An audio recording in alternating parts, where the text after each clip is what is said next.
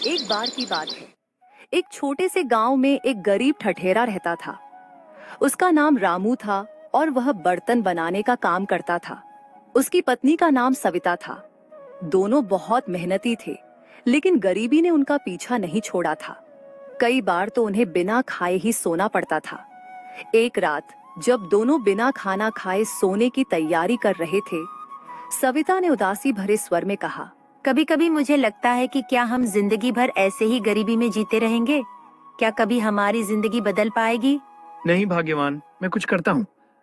मैं सोच रहा हूँ कि मुझे शहर के पास वाले गांव में जाकर काम करना चाहिए। वहाँ के लोग ज्यादा संपन्न हैं। घर से दूर जरूर रहूंगा, लेकिन शायद वहाँ कुछ अच्छा कमा सकूं। अगले ही दिन रामू अपने छोटे से गठरी में कुछ जरूरी सामान लेकर पास के गांव की ओर चल पड़ा। जब वह उस गांव में पहुंचा तो देखा कि वहां पहले से ही बहुत सारे ठठेरे हैं जो बर्तन बनाने का काम कर रहे हैं। रामू ने सोच लिया कि यहाँ भी उसे ज्यादा काम नहीं मिलेगा। यहाँ तो मेरे से पहले ही बहुत ठठेरे हैं। मैं यहाँ पैसे कैसे कमा पाऊंगा? लेकिन अब खाली हाथ घर भी नहीं जा सकता। रामू ने थोड़ा सोचा और फिर अचानक उसके मन में वो एक विचार आया। उसने अपने दुकान के बाहर एक बोर्ड लगा दिया जिस पर लिखा था, यहाँ बालों के बदले बर्तन मिलते हैं। बर्तन ले लो बर्तन, बालों के बदले बर्तन ले लो बर्तन। बर्तन ले लो बर्तन, बालों के बदले बर्तन ले लो बर्तन। बहुत सारी महिलाएं उसकी दुकान पर आईं और आश्चर्यचकित होकर पूछने लगी, क्या सच में यहाँ बालों के बदले बर्तन मिलते हैं? जी हाँ, बिल्कुल। जल्दी ही पूरे गांव में यह बात फैल गई और सभी महिलाएं अपने कटे हुए बाल लेकर रामू के पास आने लगी। रामू ने उनके बालों के बदले सभी को बर्तन दिए। इसके बाद रामू उन बालों को लेकर एक शहर की दुकान पर गया जहां बालों से विग बनाई जाती थी।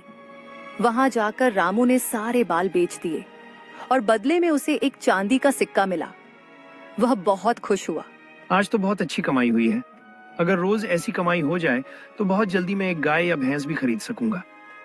कुछ ही दिनों में रामू ने 5 सोने के सिक्के जमा कर लिए और 3 सिक्कों से एक भैंस खरीद ली। वह भैंस को लेकर जंगल के रास्ते अपने गांव लौट रहा था।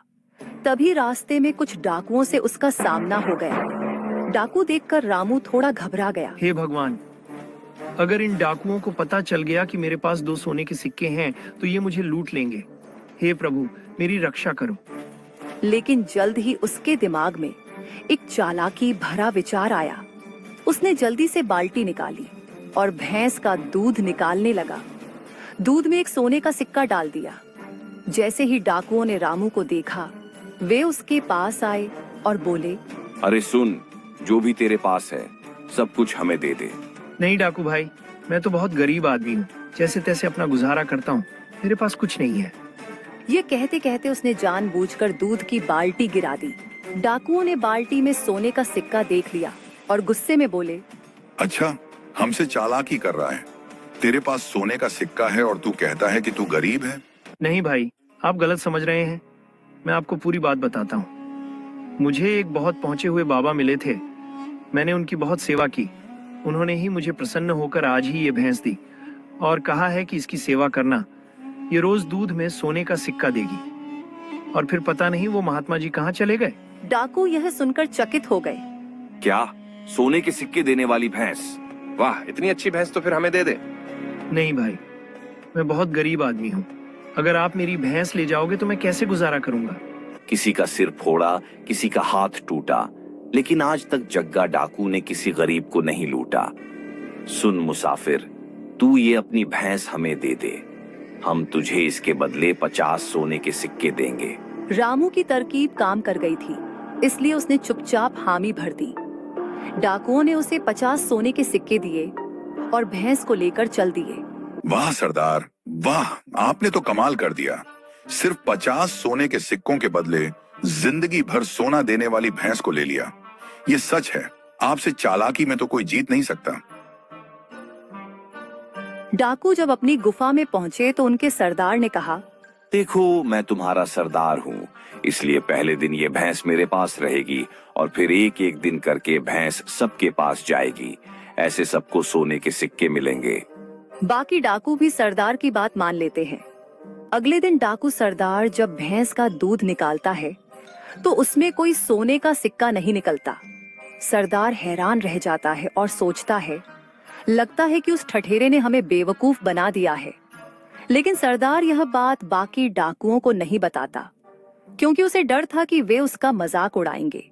कुछ देर बाद दूसरा डाकू सरदार के पास आता है और कहता है, सरदार, तुम्हारा दिन हो गया, अब मेरी बारी है। कितने सोने के सिक्के मिले तुम्हें? अगर मैंने बता दिया कि कोई सोने का सिक्का नहीं निकला तो ये सब मेरा मजाक उड़ाएंगे। अरे इतनी भी क्या जल्दी है, आज तो भैंस रखने की बारी तुम्हारी है। देख लेना, कल तक तुम्हें भी पता चल जाएगा। दूसरा डाकू ये सुनकर खुश हो जाता है और भैंस को लेकर चला जाता है। लेकिन अगले दिन जब उसने भी भैंस का दूध निकाला तो उसमें कोई सोने का सिक्का नहीं निकला। अब उसे भी समझ में आ गया कि ठठेरे ने उन्हें धोखा दिया है। वह गुस्से में सरदार के पास जाता है और कहता है,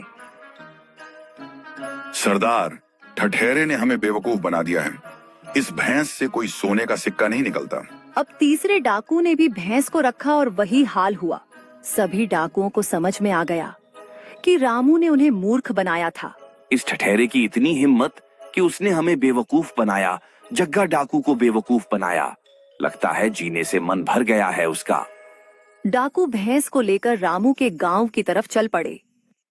उधर रामू ने अपने 50 सोने के सिक्कों से गांव में एक सब्जी की दुकान खोल ली थी कि तभी डाकू उसे ढूंढते हुए गांव आ गए। रामू दूर से ही डाकुओं को देख लेता है और जल्दी से घर पहुंचकर अपनी पत्नी सीता को समझा देता है। देखो, कुछ डाकू मुझे ढूंढते हुए आ रहे हैं, तुम बस वही कहना जो मैं तुमसे कहूँ। और घर के पास ही एक पेड़ के पीछे छिप जाता है।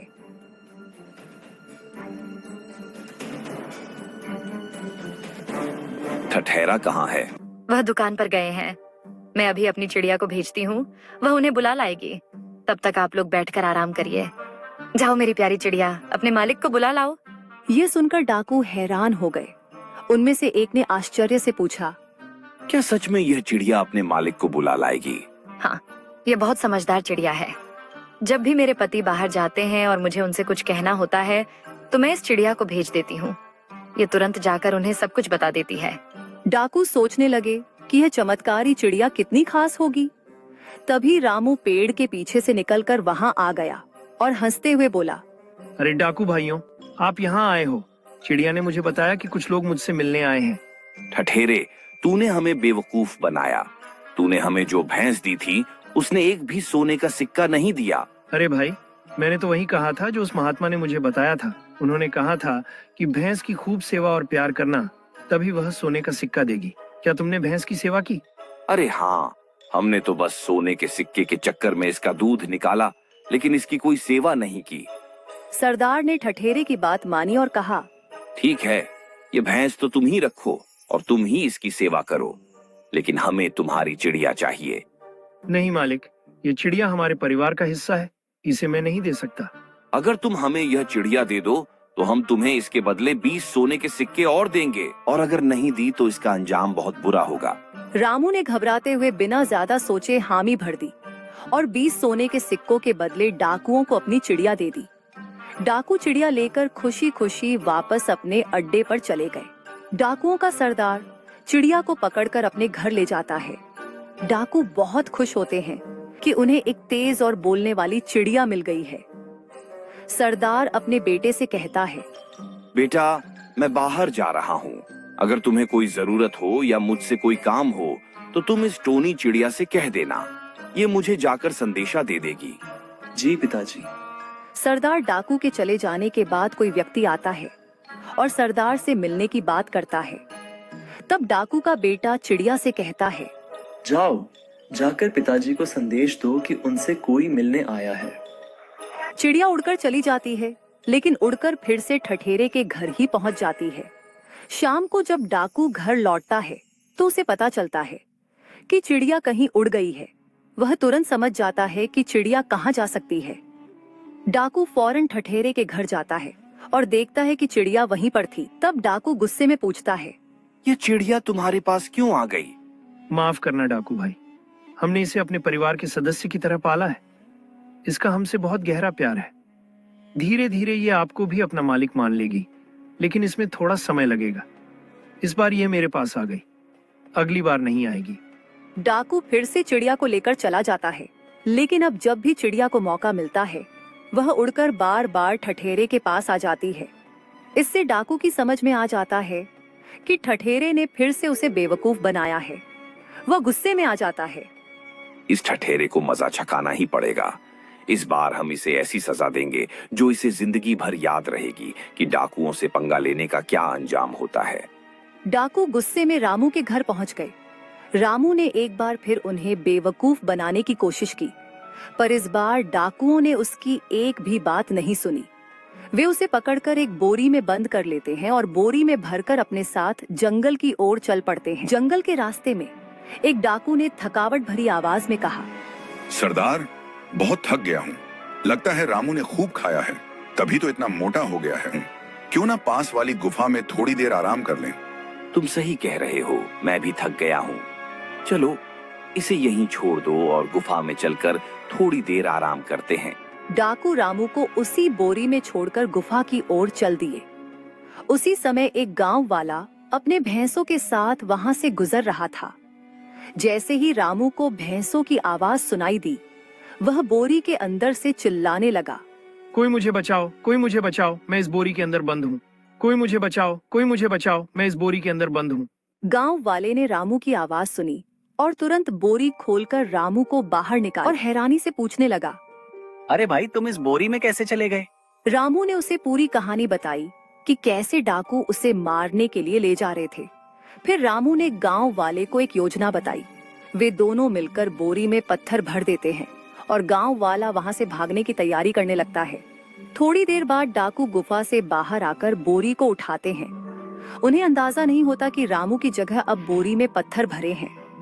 डाकू बोरी को उठाकर एक दलदल में फेंक देते हैं और हंसते हुए कहते हैं, लो, ठठेरे का काम खत्म हुआ। आज तक इस दलदल से कोई बाहर नहीं निकला। डाकू खुशी खुशी वापस जाने लगे, लेकिन थोड़ी दूर चलते ही उन्हें रास्ते में फिर से रामू मिलता है। रामू को देखकर वे हैरान हो जाते हैं और चिल्लाते हैं, अरे, तुम्हें तो हमने दलदल में फेंक दिया था, फिर तुम यहाँ कैसे आए? अरे मालिक, आपकी वजह से मेरा जीवन बदल गया। जब मैं दलदल में डूबा तो मुझे नीचे महात्मा की गुफा मिली।